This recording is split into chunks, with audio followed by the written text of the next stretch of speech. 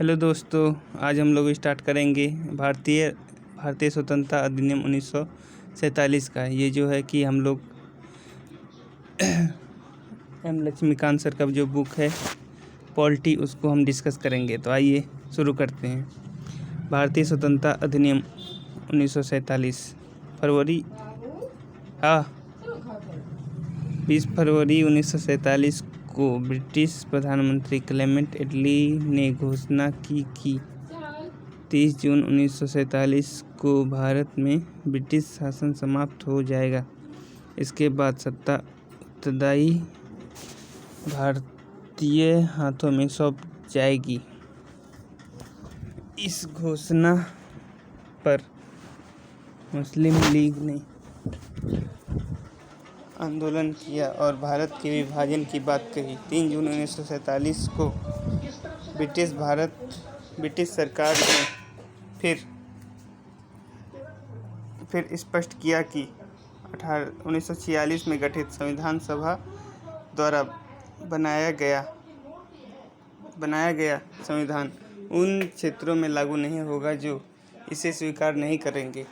उसी दिन 3 जून 1947 को वायसराय लॉर्ड माउंटबेटन ने विभाजन की योजना पेश की। इसे माउंटबेटन योजना कहा गया। इस योजना को कांग्रेस और मुस्लिम लीग ने स्वीकार कर लिया। इस प्रकार भारतीय स्वतंत्रता अधिनियम 1947 बनकर लागू कर दिया गया। अधिनियम की विशेषताएं। अधिनियम की क्या विशेषताएं हैं, आइए हम लोग देखते हैं। अधिनियम की विशेषताएं।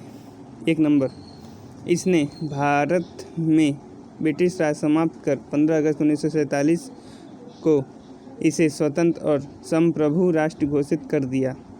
नंबर 2, इसने भारत का विभाजन कर 2 स्वतंत्र डोमिनियन संप्रभु राष्ट्र भारत और पाकिस्तान का सृजन किया, जिन्हें ब्रिटिश राष्ट्रमंडल से अलग होने की स्वतंत्रता थी। हालांकि भारत अभी इसका सदस्य बना रहा है। नंबर 3, इसने वायसराय का पद समाप्त कर दिया और उसके स्थान पर दोनों डोमिनियन राज्यों में गवर्नर जनरल का पद सृजन किया, जिसकी नियुक्ति नए राष्ट्र की कैबिनेट की सिफारिश पर ब्रिटेन के ताज को करनी था। इन पर ब्रिटेन की सरकार का कोई नियंत्रण नहीं होना था। इसने दोनों डोमिनियन राज्यों संविधान सभाओं को अपने अपने देश का संविधान बनाने और उसके लिए किसी भी देश के संविधान को अपनाने की शक्ति दी गई। सभाओं को यह भी शक्ति थी कि वे किसी भी ब्रिटिश कानून को समाप्त करने के लिए कानून बना सकती थी। यहाँ तक कि उन्हें स्वतंत्रता अधिनियम को भी निरस्त करने का अधिकार था।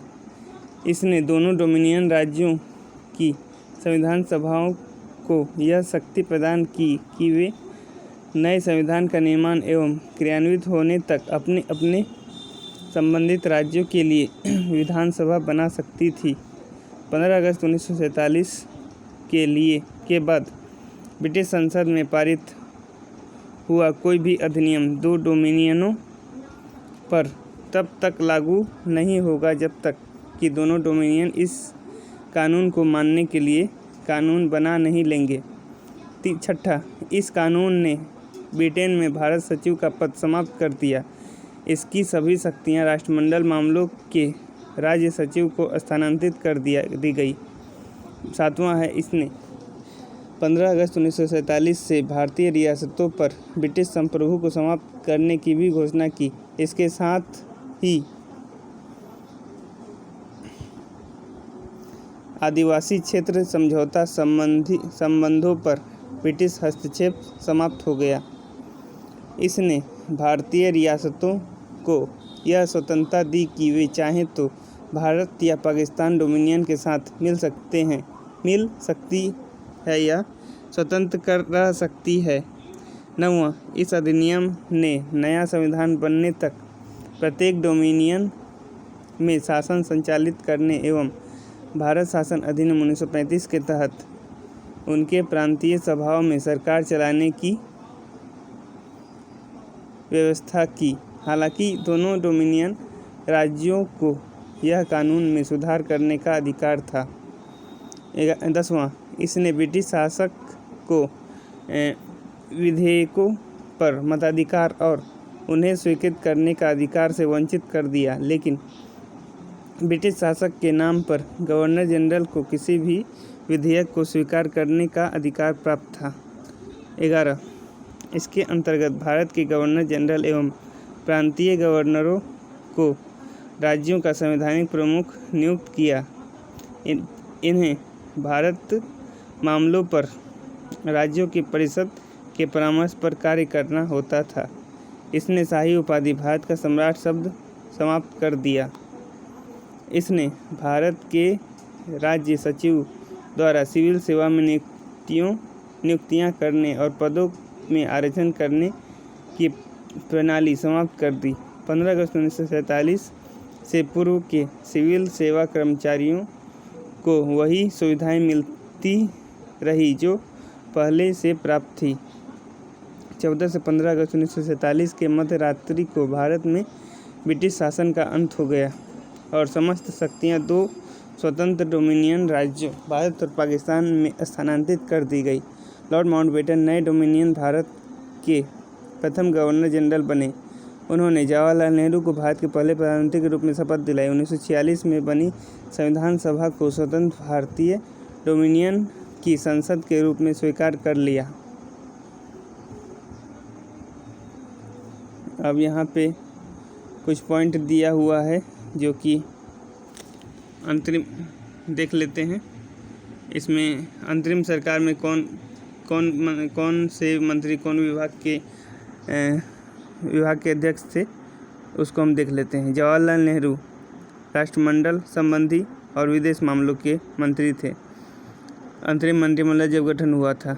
सरदार वल्लभ भाई पटेल गृह मंत्री, सूचना एवं प्रसारण मंत्री। राजेंद्र प्रसाद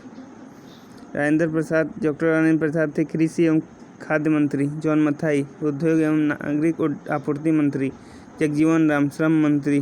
सरदार बलदेव सिंह रक्षा मंत्री। एस.सी. भाभा खान एवं ऊर्जा कार्य मंत्री। लियाकत अली वित्त मंत्री। अब्दुल रब निस्तार डाक एवं वायु मंत्री। आसफ अली रेल मंत्री, रेल एवं परिवहन मंत्री। सी राजगोपालाचारी शिक्षा एवं कला मंत्री।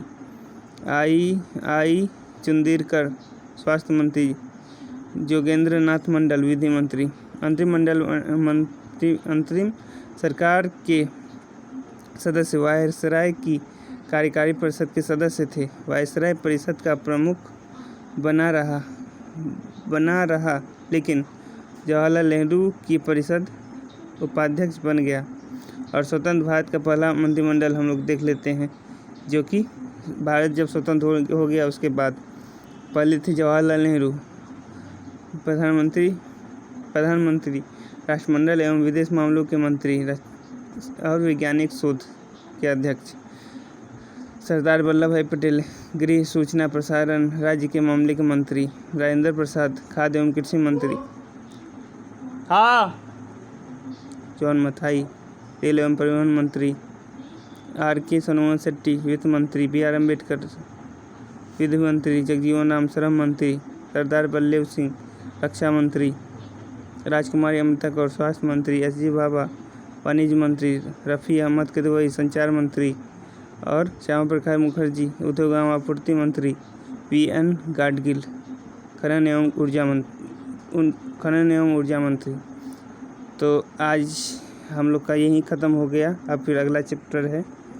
तब तक के लिए धन्यवाद।